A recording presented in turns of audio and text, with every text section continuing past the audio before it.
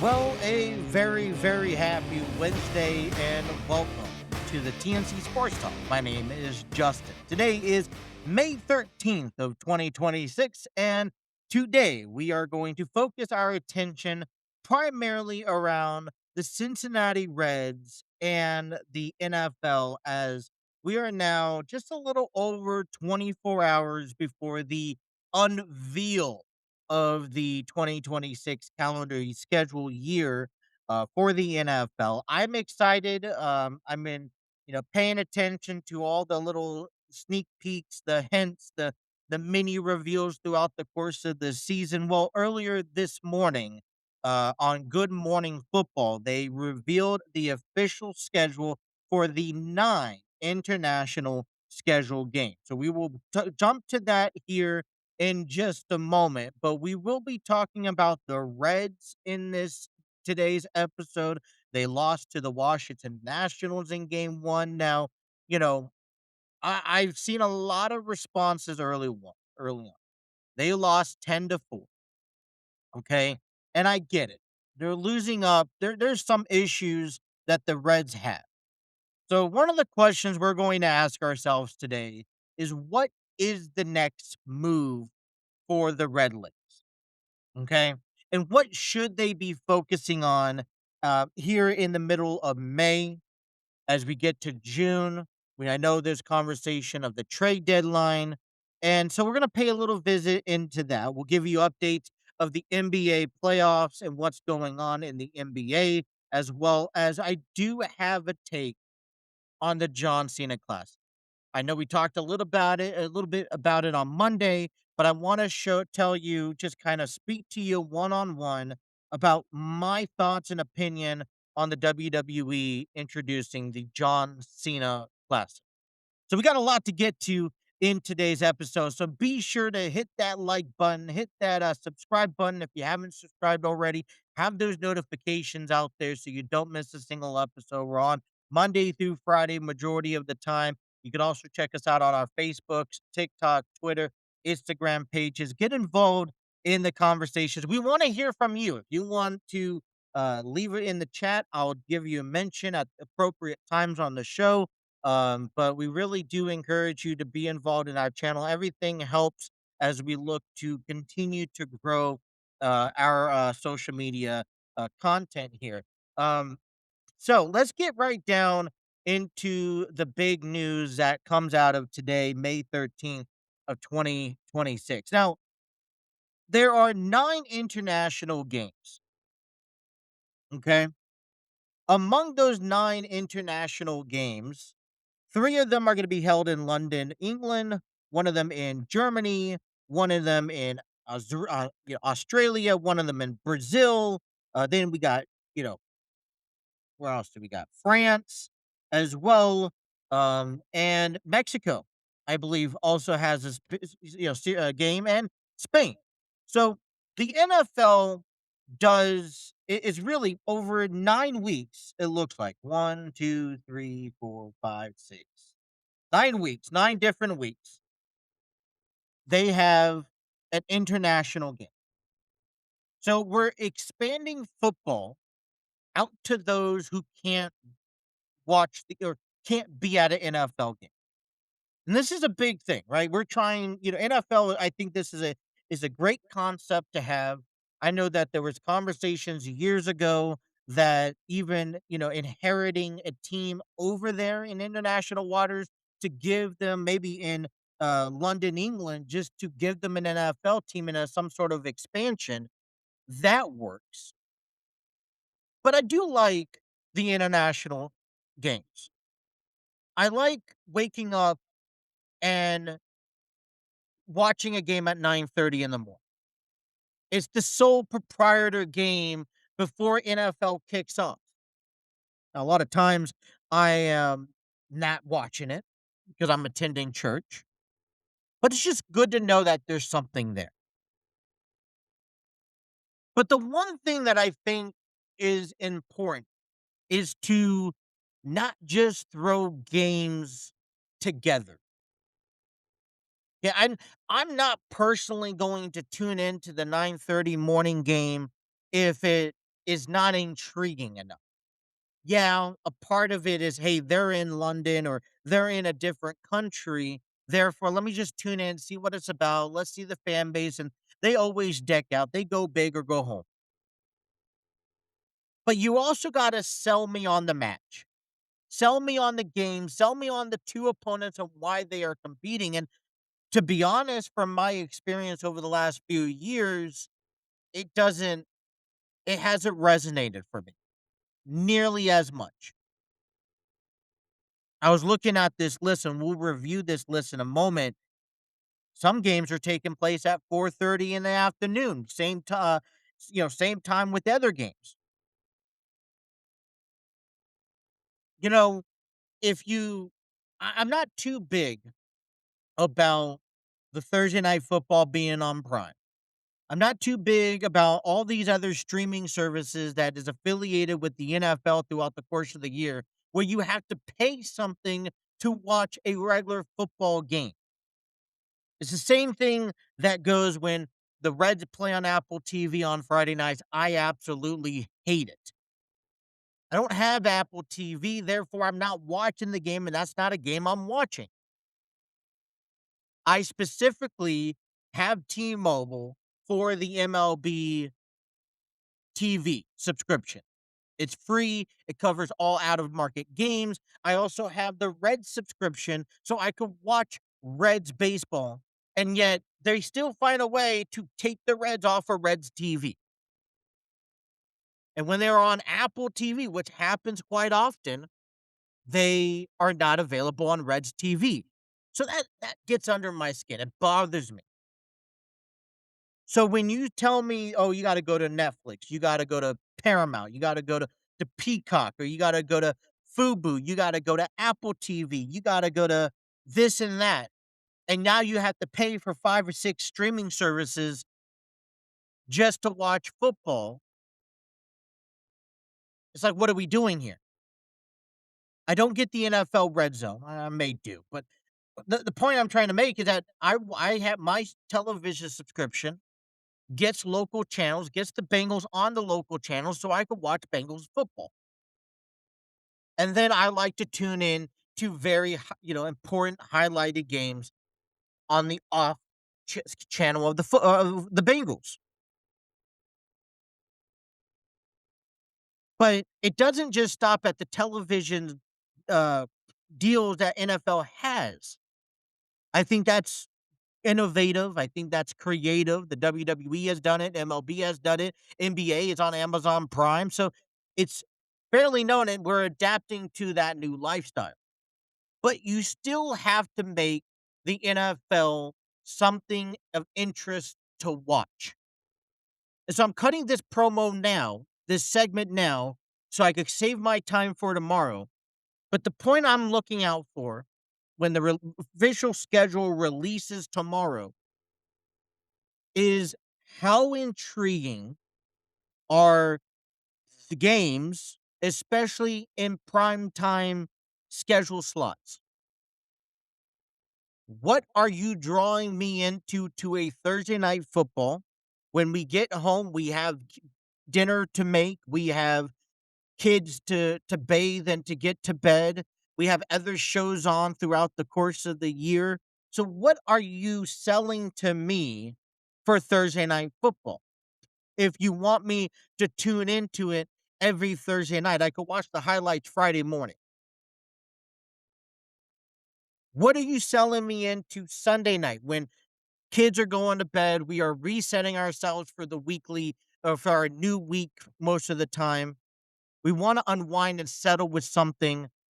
Is football the answer on Sunday night? So you got to sell me. You got to sell me on Monday night too.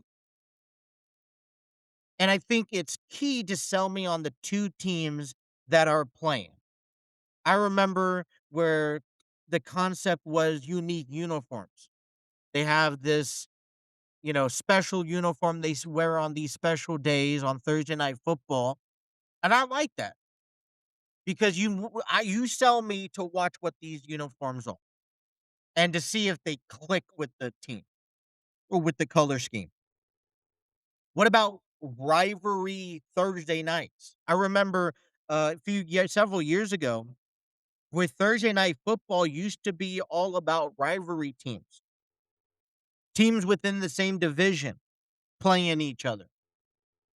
I tune in just to watch that rival. They don't have to be good. It's kind of hard to early on in the season to kind of have this outline of who's good and who's bad.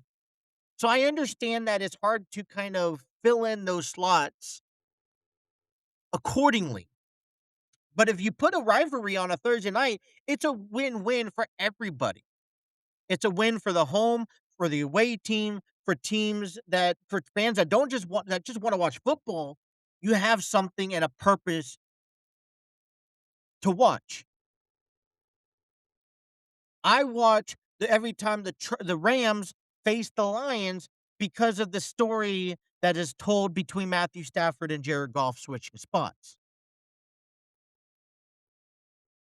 I watch the Chiefs and the Patriots because those are the last two teams that operated under this dynasty decade-long success.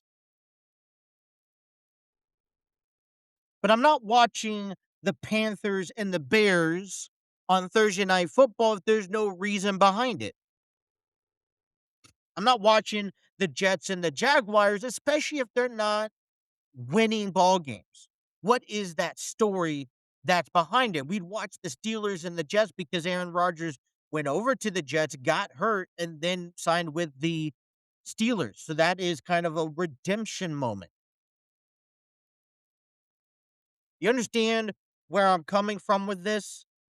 I really wish there is a better layout scheme on inviting the fan base, not just the two teams that are playing, to watch that game. Let's get down into the international schedule. Let's review it. The first things off is week 1 on Netflix, Thursday, September 10th at 8:35 p.m. Eastern Standard Time. All of these time frames is Eastern Standard. The Rams will take on the 49ers at the Melbourne Cricket Grounds in Melbourne, Australia. In week 3 at Paramount or CBS, it's a Sunday. It's a 4:25 game. September 27th. I'm expecting this one to take wavelengths across television. The Cowboys and the Ravens will go on at the Maracana Stadium in Rio, Brazil. In week 4, we have on October 4th at 9:30 a.m., we begin the one of 3 London, England series at the Tottenham Hotspur Stadium in London. We have the Commanders taking on the Colts, available on Fubo and NFL Network. Week 5, we remain at Tottenham Hotspur on October 11th, 9:30 a.m. Sunday. The Eagles take on the Jaguars, available on Fubo and NFL Network. And then the Jaguars, who will stay in London, they are the beloved team in London, will head over to Wembley Stadium on October 18th for week 6 at 9:30 a.m. to take on the Houston Texans, available on Fubo and NFL Network. Week 7, we head over to France as the New Orleans Saints take on the Pittsburgh Steelers Sunday, October 25th at 9:30 a.m. Available at Fubo on the NFL Network. Be located at the Stade de France. If I'm saying by butchering that, I apologize. In Paris, France. November 8th, which is a Sunday at 9:30 a.m., week 9 of the NFL, the Cincinnati Bengals will take on the Atlanta Falcons at the Bernabeu Stadium, Madrid, Spain, available on Fubo and NFL Network.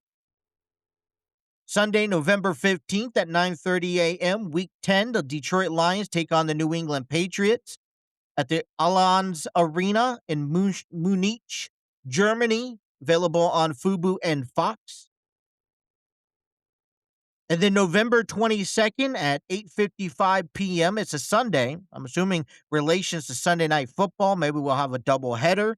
A week 11, the 49ers will take on the Minnesota Vikings at the Estadio Benuer in Mexico City, Mexico, available on Fubo and NBC.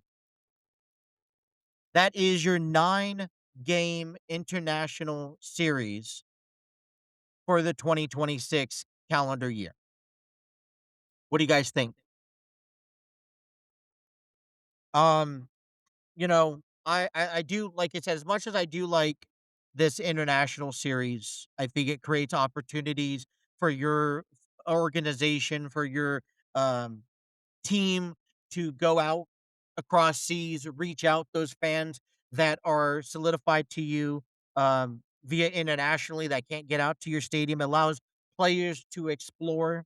It allows just the diversity to expand in the NFL. I really like it. I think it does take effect because this is a neutral site.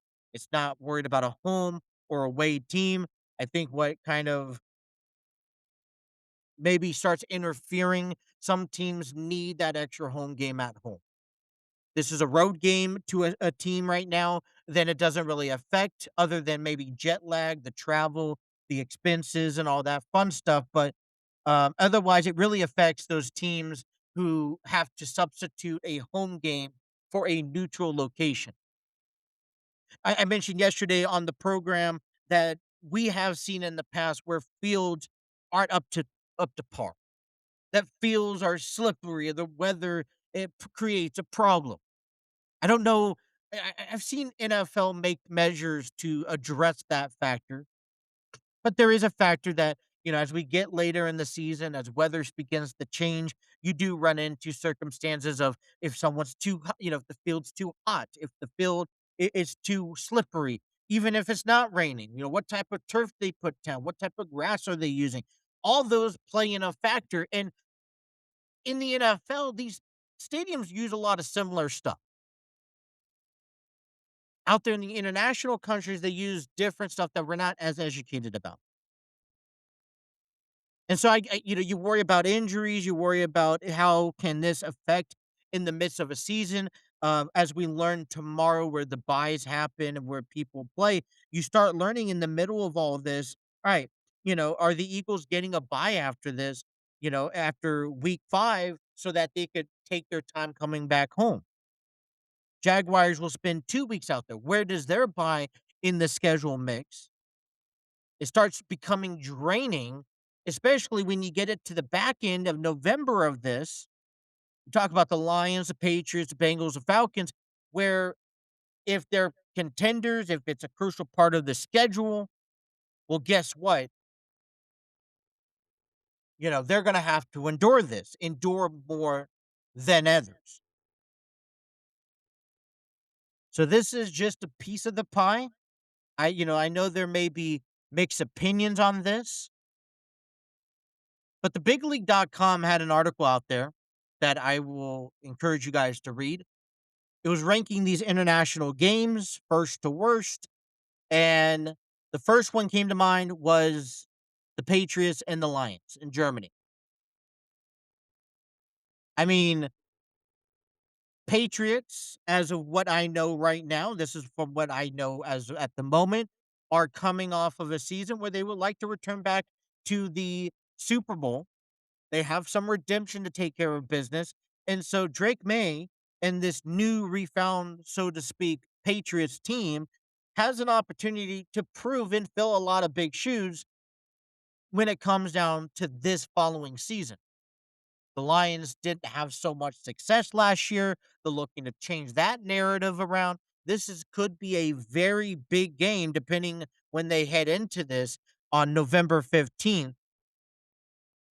But I can see why this is probably one of the most intriguing matchups of them all. The Steelers in France to them rank second. Steelers bring another globally recognized brand to the international stage, while the Saints' deep cultural ties to France make this as a impossible to ignore. Being in France, now I understand. I was trying to put together where does this put in place. New Orleans Inquirer's identity carries strong French influences, making France a fitting destination for this matchup. Okay, I see why it's number 2. They have the Bengals and Falcons in Spain. Head coach Steven Stefanski can get most out of his quarterback. This matchup could turn into one of the most entertaining games in the international slate. The Bengals always been seem capable of putting up points in a hurry. You know, Joe Burrow, I know he shows excitement. I don't know if I'll have time in this episode to talk about Burrow's dreams coming true in this. But then they have the Philadelphia Eagles, Jacksonville Jaguars. It's a Jaguars could be continue to be one of the rare teams that seem to thrive overseas in London, particularly matching them up against the NFC powerhouse could be very intriguing. It would all just depend, where they are placed at this season, right at the time. They don't set place until week 5. Minnesota Vikings and 49ers in Mexico City. Vikings remain one of the biggest wild cards entering 2025. If Kyle Murray flourishes under new head coach Kevin O'Connell, this could become one of the strongest matchups of the NFL International Series. I could definitely support that statement. The Colts and Commanders is high middle of this list in London. I think there is a little bit of a lackluster in in previous years with these two teams. Jaden Daniels versus um what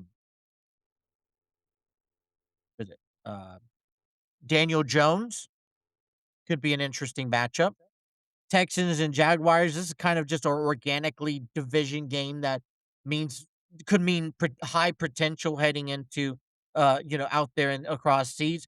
Rams and 49ers, kind of very similar to what we saw with the Chiefs and Chargers last season. Different location. It's going to be a marquee matchup because this is the first time they're in Australia. So, plus, it's earlier on. I don't think the Rams and the 49ers will really be affected for this season. This is more of a season opener to begin Wednesday, in according to tradition. So, kind of fill out that list here. I mean, what about I don't see the I don't see the Ravens and Cowboys also noted to be mentioned here, as well as it's pretty much it, I think. I think that's the only well, hold on. Cowboys, Ravens, that was actually considered as number 1. Let's see why. The Cowboys remain the NFL biggest brand and one of the most recognizable franchises of professional sports, bringing a level of star power to South America. Well, that star power has to be backed up. So what do you guys think? Okay. International series tomorrow night. The NFL schedule releases. We'll be able to come back here on Friday and give you that content, kind of break down where the Bengals lie here as far as the 2026 season goes. Like I mentioned yesterday, I think looking at the Bengals opponents this year, this should be something that you win games that are easy to win. Does going to Spain to face the Falcons instead of going to Atlanta, Georgia, and playing at the Mercedes-Benz Stadium, does this play an effect to how the performance lies with the Bengals this season? I mean, it's a road game either way, but that is a big question if you're Cincinnati to look out for. So that's something that I'm looking out for. But, if I look at this, I like the Rams and 49ers. I like the Eagles and Jaguars. I like the Saints and Steelers. I like the Bengals, Falcons, Lions, and Patriots. And then, sure, I'll throw in the Vikings and 49ers. As I mentioned at the very beginning, it all really depends where they sit at in schedule. If both teams come in and they're at the top of their division or they're fighting in at the November to be one of the contenders for this year's postseason, then yeah, it makes it that much more interesting, plays that much more effect. But if one team's completely knocked out, if the Vikings come in week 11, they haven't had both teams haven't had a bye yet, and the Vikings are 1-10 compared to an 8-3 49ers. Where is that matchup? Plus, you look at, and I don't want to sit here and put a downfall to it, but you look at it, and this is a home game where ownership can't make money off of it. Sure, every team has to go through it. Every team has to play this role, but still, they lose money. Jaguars will lose money. So, what do you guys think of the international series as we move on? Before we actually get into the conversation of the Reds and Nationals last night, on citybeat.com put out an article yesterday about Ellie Dela Cruz launching an exclusive new ice cream flavor with UDF. La Coca, La Coco, La Coca, whatever, however you want to pronounce it. I don't know. Is bringing a caramel ice cream to Reds fans all over Queen City. Local ice cream chain United Dairy Farmers has partnered with the Cincinnati Reds superstar Ellie Dela Cruz for a brand new flavor titled Dulce de la Cruz. The rich caramel ice cream features silky swirls of luscious caramel sauce throughout. Popular ice cream shop is also introducing the number 44 shake just for $4.44. A decadent new creation that pays homage to Ellie Dela Cruz's jersey number. The shake blends Ellie's special ice cream flavor with tossed coconut and even more caramel sauce, making it the ultimate way to enjoy every Reds victory throughout the season. So not only you kind of get this caramel ice cream silky swirl called Dulce de la Cruz as an ice cream, but they'll put the ice cream in a shake, adding some coconut flavor to it. And for $4.44, resembling to its number, Ellie Dela Cruz's number, you could get the number 44 shake. I think that's pretty cool, pretty unique. Look, uh, I think what's great about it is whenever you are such an impact to a city or a community to the point where they, elements around the community is individually picking you out of every group of people and saying, let's call something an homage to you. I think that is an incredible honor a moment and that saying solidifying saying that you made it. Right? You talked about, for example, when Andre the Giant has a memorial battle royal out of it, named behalf of him. We had the Dusty Rhodes Tag Team Classic tournament in wrestling named out of him. You also have the John Cena Classic. We'll hopefully be able to have time to talk about in this hour, named after him. That just means that their work and their what they've done for the community of the WWE universe specifically has laid enough foundation down to be recognized. Out here, I don't know exactly all the names, but there's street names named after people, not just in sports, but what Ezra Charles, for example. There's churches, there's hospitals, there's other facilities are named after people in honorary of them because of their work and success. I remember growing up in San Diego, Tony Gwynn Way and all, you have Ted Williams and Parkway. You have all these things and I just think it's the coolest thing to get a street named after you. Pete Rose has a street named after him. And I just think that is incredible solidification. So Ellie Dela Cruz has made that impact in Cincinnati, right?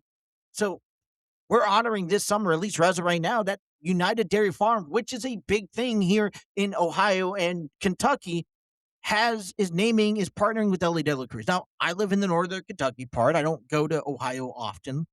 So I would be interested to see how far south, north, east, and west United Dairy Farmers will also be able to carry this product and sell it.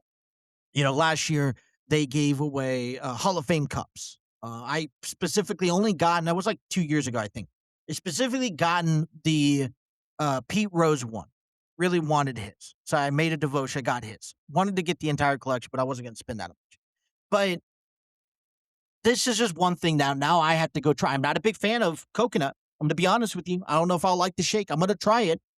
I'm going to want to try the ice cream, but maybe that's something that we'll probably have a chance to maybe do this weekend if we can, and maybe share with that on our social media pages. But if you guys are like ice cream, the temperature is rising. I know it's kind of getting a little humid today. It's about 70 degrees out and, getting hot out there.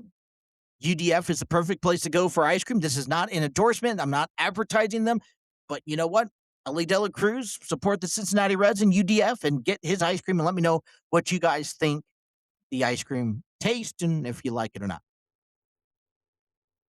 All right. Well, the Cincinnati Reds did not play quite well last night.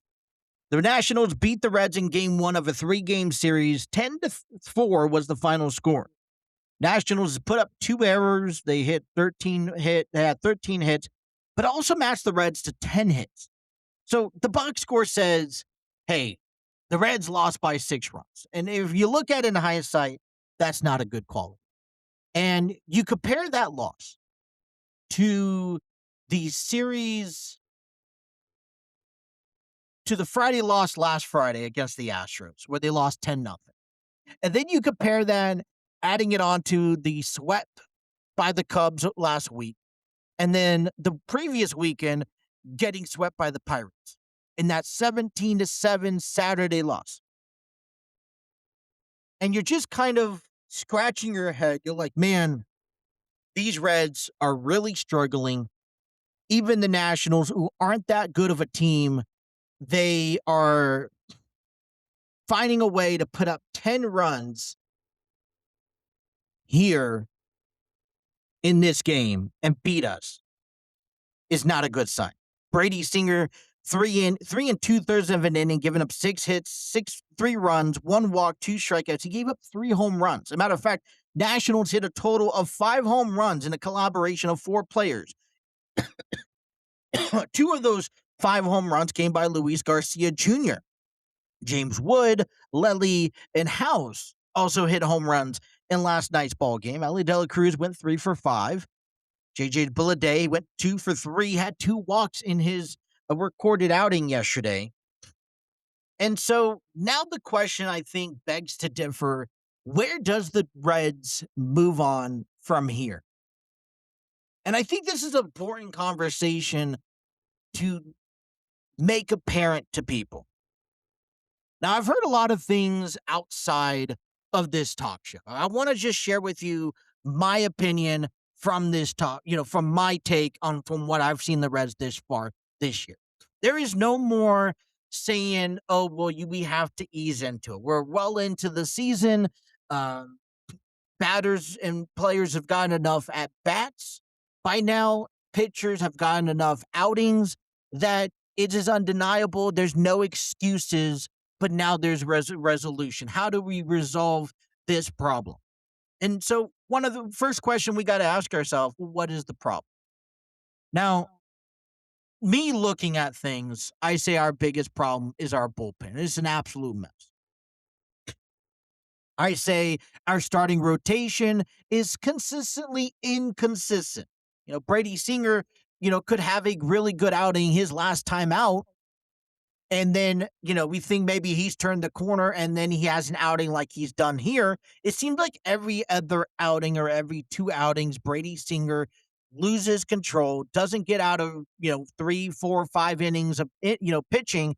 And then we have to turn it over to the bullpen.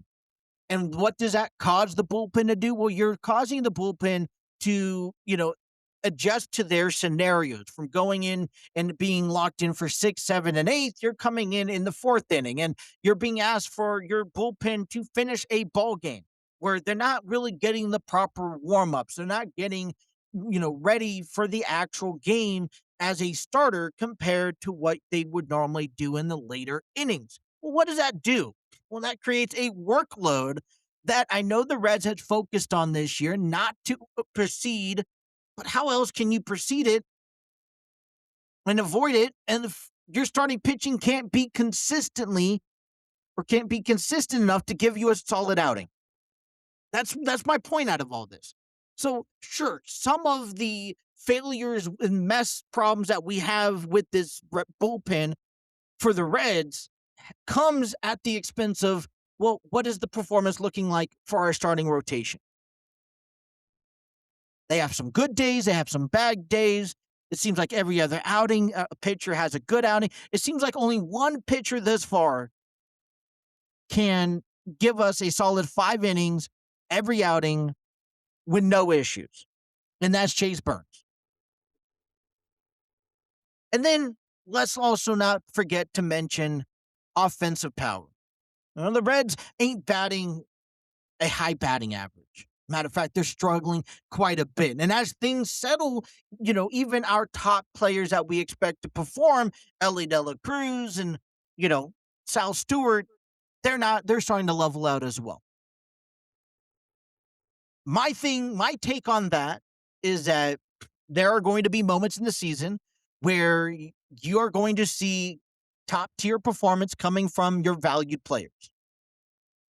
Suarez, Stewart, Cruz, Nathaniel Lowe, these other guys, Myers, Blade, McClain, Friedel, Stevenson, they're all going to have spurts moments throughout the season where they're individually going to find success at,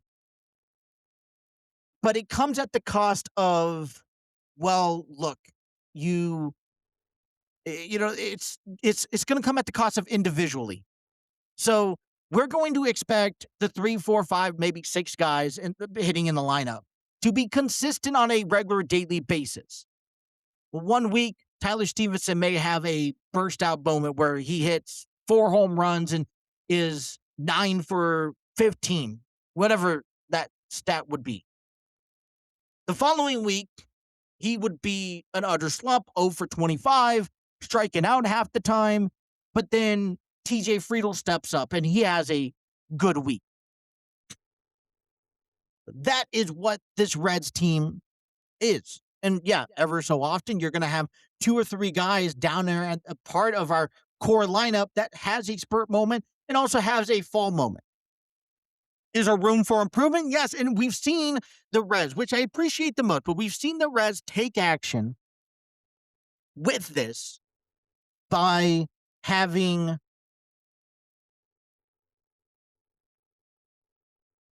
making changes to their roster.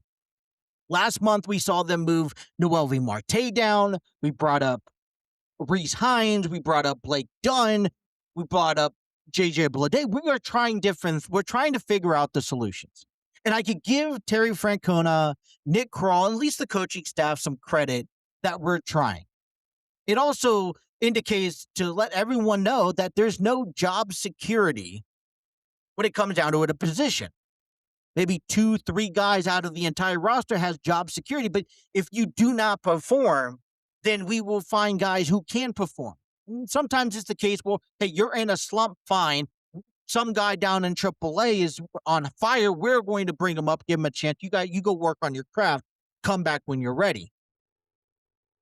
Well, it's been an ongoing thing. And we can't use the excuse anymore that the season's been empowering based off of injuries, because every team has this fair share of injuries. That's the element of the game. But the problem that we run into is when it comes time to hold these players accountable, when it comes time to replacing them as they go on the IL, who do we have down there in AAA that you're confident enough to bring up to the main roster? I know this isn't the first rodeo for Blake Dunn and Rhys Hines. They've had spurt moments where they've been called up in September to help this ball club in years past. But this is the first time that they're being called up this early on in the season. This is the first time that they're getting a taste for all of this in the month of May at the major league level. So what is your expectation? Because everybody is not like Sal Stewart. Everybody's not like Ellie Dela Cruz. You don't come up here and have yourself a outstanding first start of your career like we would all hope. We want that to happen. Ask yourself the question, what did you really expect out of JJ Bleday and Dane Myers? I think they're holding their own quite nicely for what you can expect of them. They're not a Kyle Schwarber. They're not a Bryce Harper or a Nick Castellanos. You brought these guys in to provide depth coming off the bench, They're going to have moments where they perform, and they're going to have moments where they don't. Nathaniel Lowe is a prime example of that. But we're in the middle of May, about 2.5 months out of the trade deadline. So the conversation is what are the Reds' next moves? Sure, as we try to figure this puzzle out among our farm system, can we maybe advance our search? And what is the realistic idea of seeing? Is there any free agents out there that's actually worth being mentioned? The Reds made some transactions over the last couple of days, signing free agent left-handed pitcher Aiken Cena to a minor league deal. Who the hell is he? Welmir Lara to an outfield on a minor league deal. Who the hell is he? Jose Alcantara. Maybe I'm familiarized with his name. But even like right-handed pitcher Natalie Familia to my, who the hell are they? Part of my French. And no disrespect to these players. I don't know who they are. I can't judge them. But that's the problem. We don't know who they are. The Cincinnati Reds are comfortable with signing players who we don't know who they are, thinking they're going to be someone special, but then they're not. And then we scratch our heads asking, well, where have we went wrong at? We knew when we picked up Dane Myers, when we picked up J.J. Bleday, our initial thoughts were they were mid-card talent, maybe even the borderline to low-card talent. They're probably about a C plus at best. We already knew what they have done. And we settled for that. Nathaniel Lowe can maybe a B minus. We settled for that. And that settlement, what we expect more out of them. And like I said, it's nothing to who they are. It's just we knew heading into the season. So maybe, as we follow along, at some point the decision has to be asked. What moves beyond our farm system do we make if we are going to be a contending team? Because if we're not going to be a contending team, I say here, like, you know what? Rest Ellie Dela Cruz, rest Sal Stewart, bring up everyone from the farm system, and let's move on with our lives. But if we have a chance to make any bounce back decision, which I'm one of the few people in Cincinnati that remain hopeful that this is just a part of the season that is presenting some challenges for the Reds. And they are struggling more than ever. But it's also only game one of a 3-game series. And so they, just despite losing 10-4, they did put up 10 hits. No, that's not good enough. The 3 for 5 for Sal Stewart is not good enough, but you can't tell me he's not performing great. The 2 walks is great plate discipline for J.J. Bleday. So where is the credit being given?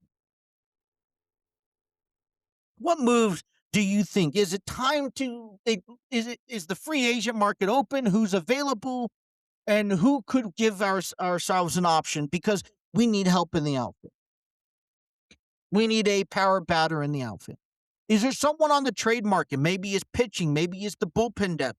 Someone on the trade market that we can risk playing. Because, I hope that we keep Edwin Arroyo, but he's presenting himself a very good chip on his shoulder and a good resume for a trade candidate that we can get a lot out of. He's practically MLB ready.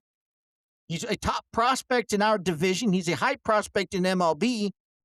And yet, we're sitting here telling ourselves, but he's not going to come up to the major league level because Ellie Dela Cruz is there. So what are we holding him on for, to be honest? The what if one day he gets hurt? Well, Matt McLean could move over to short. Sal Stewart could be at second. And I'm sure we have someone else down in the minors that could play and fill in the role. I don't know. Let me know down in the comments. The Reds are back at it tonight, 6:40 p.m. First pitch, available on Reds TV or WOW 700. The Nationals enter in this game with a 20-22 record. They are in third place of the NL Central. They go up against the 22-20 record Cincinnati Reds, who are in fifth place of the NL Central division. The Nationals will send out right-handed pitcher Jake Irvin to the mound. He's 1-4 with a 5.22 ERA. Last pitch back on Thursday, May the 7th, against the Minnesota Twins. He pitched 5 innings, giving up 8 hits, 4 runs, 1 walk, and 2 strikeouts. Cincinnati Reds will send out Nick Lodolo, left-handed pitcher, to the mound. He picked up his first debut outing of the 2026 campaign last Friday, where he lost to the Houston Astros, pitching 5 and a third of an inning, giving up 5 hits, 4 runs, and 1 walk with 2 strikeouts.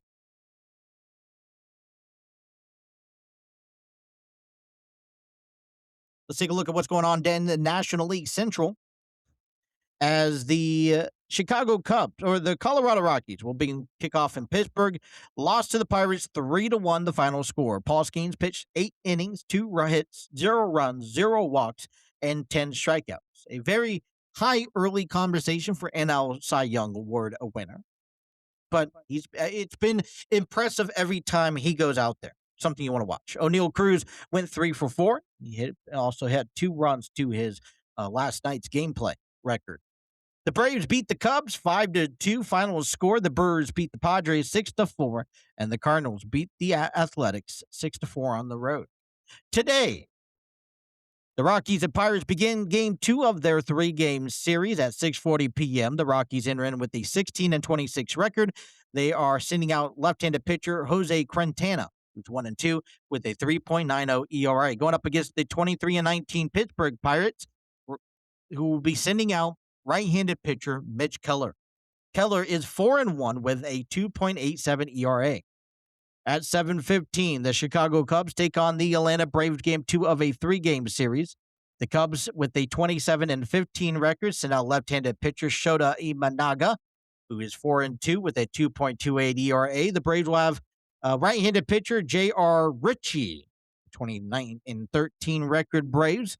Ritchie is 1-0 with a 3.63 ERA. At 7:40, the San Diego Padres will send out right-handed pitcher Michael King, who's 3-2 with a 2.75 ERA, to go up against the 23-16 Brewers, who has right-handed pitcher Jacob Mizorowski, who's 3-2 with a 2.45 ERA. Last but not least, the 9:40 game between the Cardinals and the Athletics. St. Louis, 24-17, will send out left-handed pitcher Matthew Liberatore. He's 2-1 with a 4.07 ERA. The Athletics, who are 21-20, will send out right-handed pitcher JT Jen, who's 1-1 with a 3.62 ERA. That is your National League Central lookout. In the NBA, playoffs continue as the San Antonio Spurs beat the Minnesota Timberwolves 126-97. Tonight's action continues in game number 5 between the Cleveland Cavaliers and the Detroit Pistons, going on in Detroit, Michigan. Available on ESPN. The series is tied 2 apiece. That is your NBA update.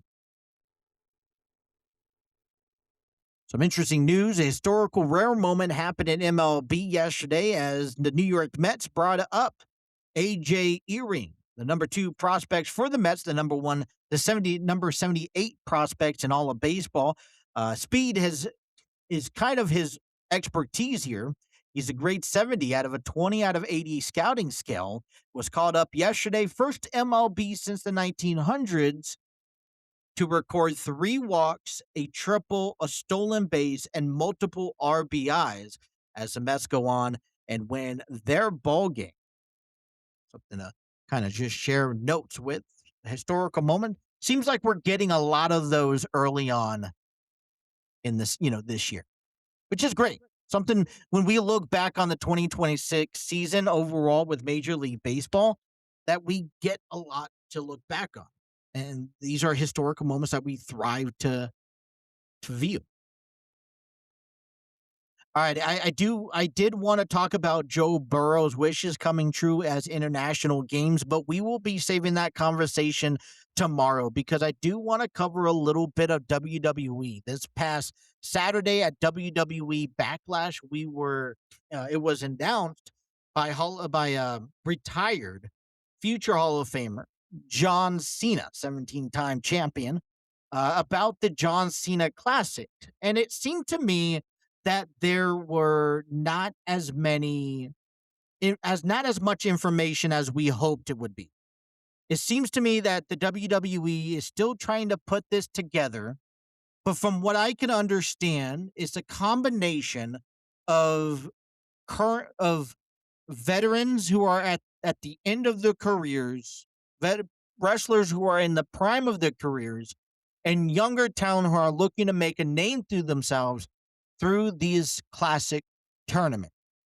Whether it's a 1 day thing, whether it's a month-long thing, this all was transpired and inspired because of the call-ups that on his final match where he got, where you end up losing to Gunther. You saw people like Oba Femi who faced Cody Rhodes, and just his propel in the WWE since then has now wanting to create an opportunity for younger talent. I think this is cool. I don't think this is the first time something like this has been created in professional wrestling. I think the WWE has tried to do something like this before. And anytime you can give somebody an opportunity in the ring, I mean, you look at shows like LFG, you look at when they had the 205 Live. Um, let's face it, wrestling is not the same than it was 15 years ago. As a matter of fact, it seems like the wrestling competitors have grown, maybe doubled, if not tripled, but the opportunity for in ring action has decreased about, if not half or over half since then, right? We don't have many house shows. We don't have many matches on cards anymore. Um, there's been a huge shift. Okay. And there's not enough wrestlers or there's not enough matches and wrestlers due to in the WWE to meet the standards of the in-ring ability. So every time someone gets an opportunity to have a match on a show, it doesn't matter where, you take advantage of it. And that has also been the ongoing conversation, right? Where and it's probably been the ongoing issues that I don't feel is properly being addressed. So when you see a moment like this, an opportunity that's created itself for young talent to make a name for themselves, this is the way to do it. Earlier throughout thus far this year, we've seen Trick Williams and Javon Evans and Oba Femi, who are been recently called up, taking advantage of opportunities that have been given to them. Trick Williams, they partake at the Rumble. They partake inside Elimination Chamber.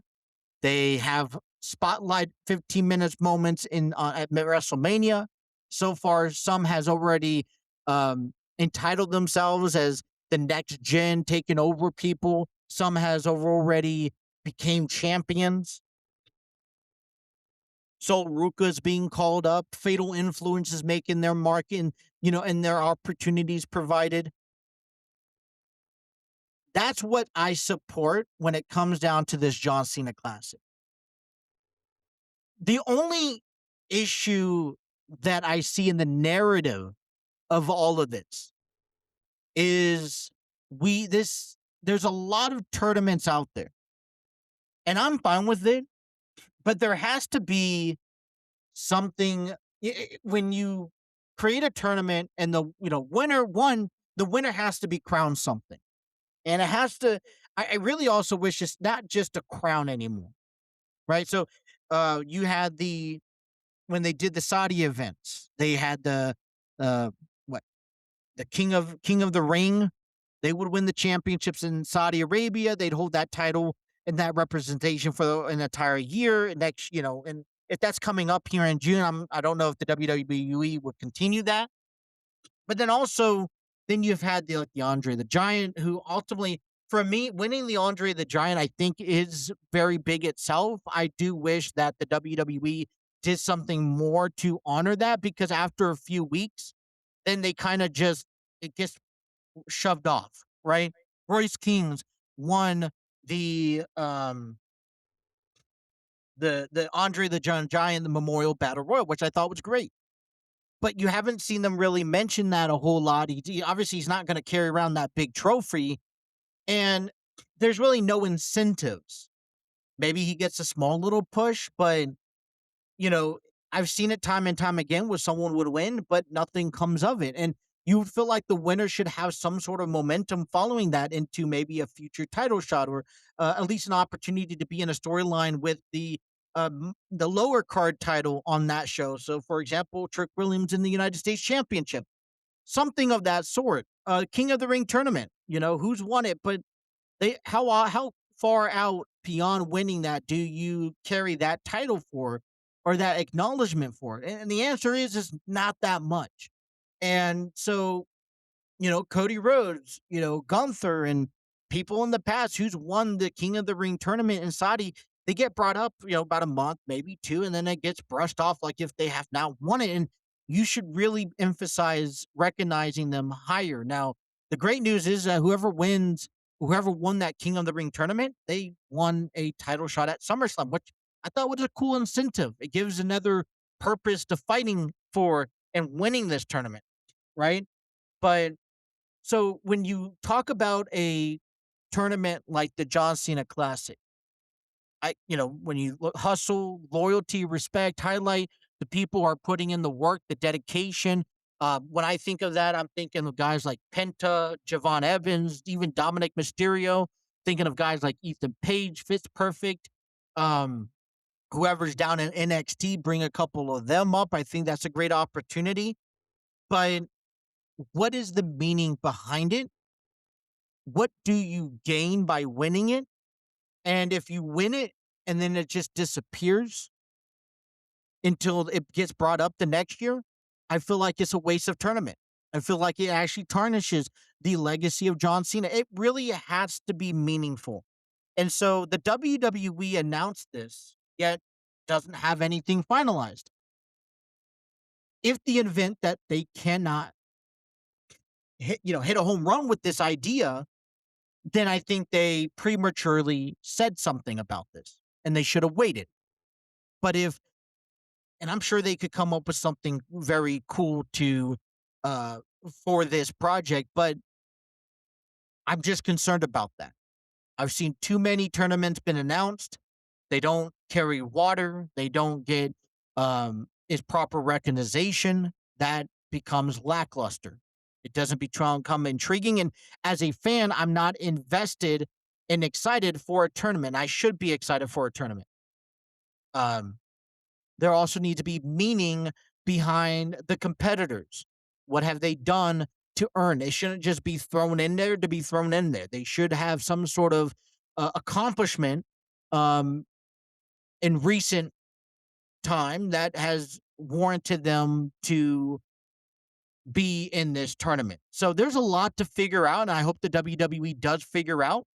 But just put on notice that I am a little bit skeptic and worried that it could be something that becomes an utter fail if proper attention doesn't arise. So that is my take. We'll be back tomorrow from noon to 1. Please be sure to like, share, and subscribe. I had a great time this episode. Don't you just love when episodes come and work in tandem with each other and smooth, and the hour is nonstop conversations and everything makes its point. You don't have any hiccups. Well, I like that. But be sure to follow us on our social media pages. Be sure to also download us. Take us on the road with you. We are available on podcasting apps: Spotify, Apple Podcasts, Google Podcasts, iHeartRadio, and so much more. Spreaker. That's where we post. We get a lot of our attention from there. But other than that, that is all I have for you guys today. I want to thank everyone for tuning in to the TNC Sports Talk. My name is Justin, and until tomorrow, you guys have a wonderful rest of your stay. Stay warm, stay dry, stay safe, stay cool, whatever the weather is out there your way, and we will see you tomorrow. Take care.